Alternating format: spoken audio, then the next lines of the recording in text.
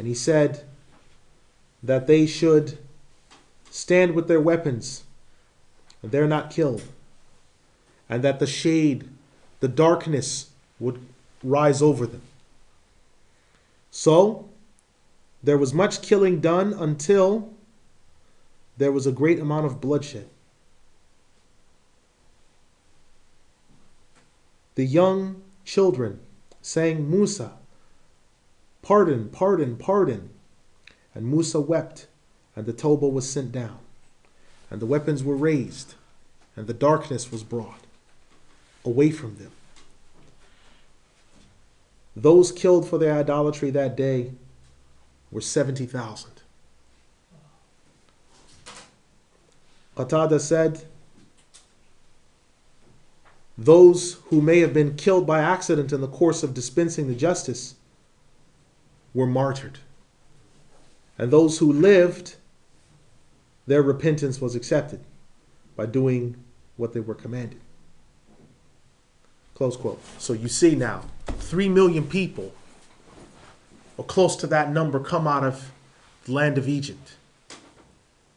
70,000 get killed because of idolatry. And you see the effects of idolatry. So the children, they were spared. That's why the young children were saying, the pardon, the pardon. The Prophet Musa was weeping, but it's got to take place. So sometimes children may inadvertently be hit by other people dispensing the will of Allah. Or other people may inadvertently be hit. Innocent people sometimes get hurt in the course of people who may be dispensing Allah's justice. And sometimes in the course of Allah's justice, His wrath coming, sometimes innocent people that ostensibly are innocent get killed. The 9.0 quake in Japan, there's no doubt there's children among those dead. But Allah's justice is still done. Those children are martyred. They can make intercession for 70 members of their family. So really, they received a martyrdom. They received an honor. So this is what happens. If you look, the whole thing is what? Allah's holiness must be respected. Whether it's children, whether it's what have you, it doesn't stop it. Oh, they're only kids, don't do. No, His holiness must be remembered. Remember the hadith in the Sahih of Imam Bukhari that you teach your children to pray at 7. You teach them how to pray at 7. They've already seen you, but you teach them the mechanics of the fiqh and everything else. You teach them the mechanics. And then, if they abandon it when they're 10, then they are disciplined. They're disciplined. Meaning that they have to be punished for what they've done because of the holiness of Allah. You can't have people under your roof to say, well, we're just going to skip it.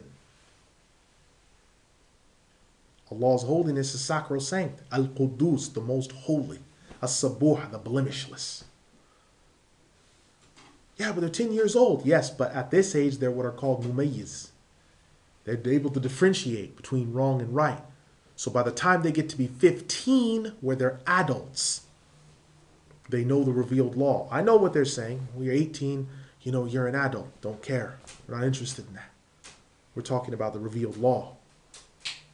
Because 18 years old, you get cut down in Afghanistan or some other country, get killed, and at the same time, they don't even let you drink or smoke in the U.S. So where's the reasoning in that?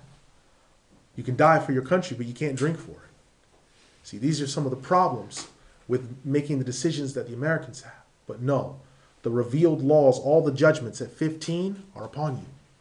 And what's happened is in this society, you've had people that have tried to spread childhood longer. And that's why you have people that are 35 years old and they're still like big kids. They're just like big kids.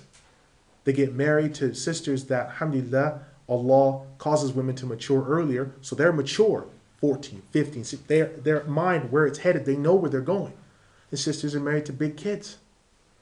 And then I hear about it, or the other imams hear about it, and other people say, I don't know what's wrong with my husband. He won't work, he won't do this, he won't do that. He's just like a big kid. So then you've got 3 kids, and now you've got 4 kids. Because you have to pamper him and look after him. He can't look after himself. He comes home, finds the kitchen black, can't cook for himself. What's he do? You come in, you find him laying on the floor, he's dead. Why? Because he's starved, he can't cook for himself. So you have to leave him food with a note. Eat this. Because he can't take care of himself. Can't iron his clothes. His clothes have to be ironed. There's very little he can do for himself. That's one thing if sisters want to do, but I'm saying in the case of brothers that are like kids. So you have to deal with it like that. But no, the revealed law, no. They have to be taught so they learn. Usama ibn Zayd was the head of his detachment in the Muslim army against the Romans when he was 15. He was head of an army, his own detachment when he was 15. He had 3,000 people under him. He's 15 years old. So, there's kids in paramilitary groups in the U.S. that are 15 that are heads of those. Why should that make any difference? They're adults. But it's only here we say, oh, that's child slavery. We don't want to do that. Yes, it's better that they're running the street pushing baby strollers with kids that are out of wedlock and aren't theirs, putting your window through, 10 of them putting your head through and opening your skull up, and joyriding in your car. We'd rather have them do that than have them be leaders and in charge of stuff. Yeah, let's have them do that instead. Going around and beating people up and putting rocks through people's window, putting their head through, putting the car windshield through, knocking people out. Someone walks over to them who's their elder, tells them to be quiet. 5 of them circle around like jackals and kill them. Yeah, that's we don't want to spoil their creativity. Don't hit them. Don't hit the little angels. Don't hit them. This is the thing. So you have to look at adulthood, that Allah subhanahu wa ta'ala, His punishment, it came down and nothing's to hold it back. You can't say, well, no, Allah's punishment's got to be held back because we're Arabs, because we're from India, because we're from Pakistan, because we're from this clan, because we're from this brotherly, because we're this, because our hair's wavy. No. None of that stuff can be held back. Allah's wrath, it just comes. And it has to be satisfied because His holy will is to be done. And that's why the things happen. So the Prophet Musa ﷺ can only stand and weep for them. And while the shadow's over there, and he knows that some of them may be, the darkness comes down, some of them may be killed inadvertently. But there's nothing he can do. Imam Ibn Al-Jawzi rahimahullah, he then says,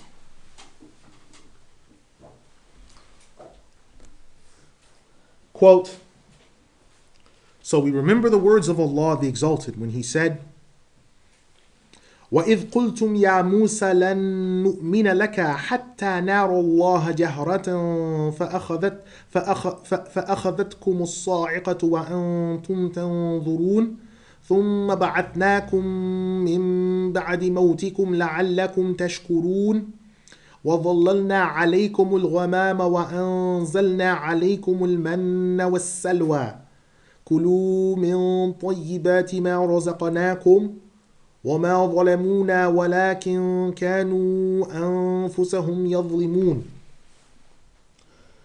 And when you said, Musa, we shall never believe in you until we see Allah manifest. There overtook you a lightning bolt while you were looking on. Then we raised you after your death so that you might be grateful. We caused to come over you clouds and sent down upon you manna and salwa, saying, eat from the good things which we have sustained you with. We did not oppress you. No, you only oppressed yourselves. When we said to Musa, we will never believe in you until we see Allah manifest, there overtook you the lightning bolt while you were looking on. Then we raised you up from after your death so that you might be grateful. Those who said this to Musa are mentioned in 2 points.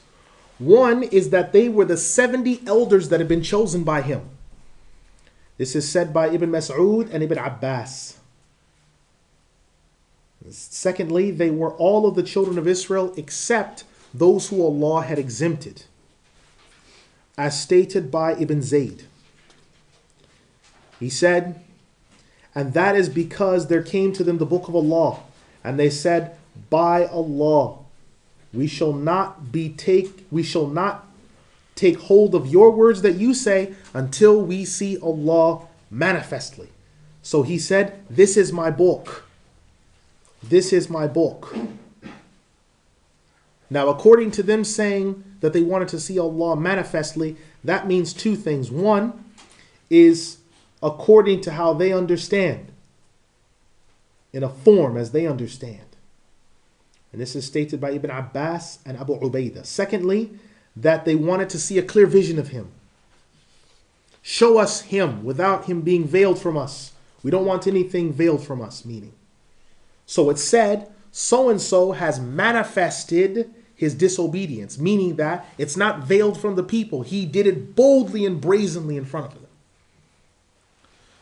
As for the word sa'iqa, lightning bolt,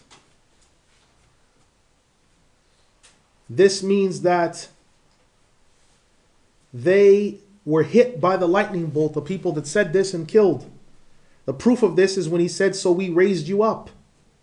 The understanding that they were killed by that lightning bolt and then resurrected is the understanding of the vast majority. There are only some who say that they did not die. They use the proof for this is later in Surah Al-A'raf when it says, وَخَرَّ مُوسَى صَعِقًا, and Musa fell down as one stricken. However, this understanding is a weak one because Allah makes a difference in the two matters, one regarding Musa and the one regarding the children of Israel. Remember when Allah said regarding Musa, it says, and Musa fell down and swooned. It couldn't have been death because Allah said in the very same passage, فَلَمَّا أَفَاقَ, and when he regained consciousness. Now look at what Allah said about this passage regarding the children of Israel being hit by a lightning bolt. Then we raised them up. Now, regaining consciousness has to do with when one was overcome with unconsciousness.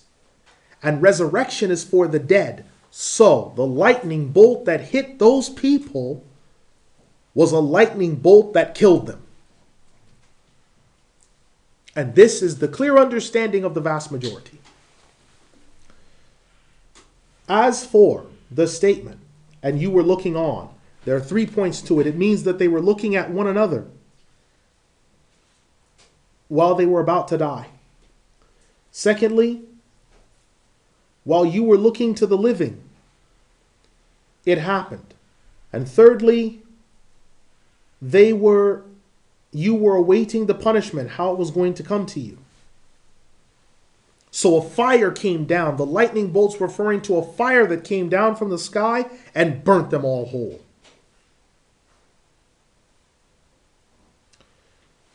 The Exalted One says, and we sent over you clouds and sent down to you manna and salwa. Eat from the good things that we have sustained you with. We did not oppress you, but indeed we did not oppress them, but they indeed oppressed themselves. They did not oppress us, but indeed they oppressed themselves. The clouds here are referred to as ghamama because they are thick clouds. These were thick clouds that blocked out the sky.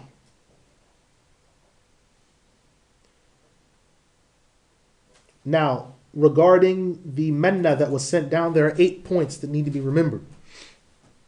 This manna came down on the trees, and the people ate it, as said by Ibn Abbas and Al-Sha'bi and Al-Dahaq.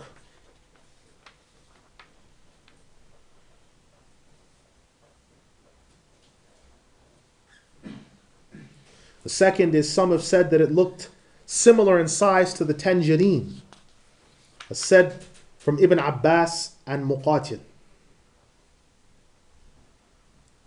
And thirdly is that it had a feeling like dew in the hands, cool to the touch, as said by Mujahid.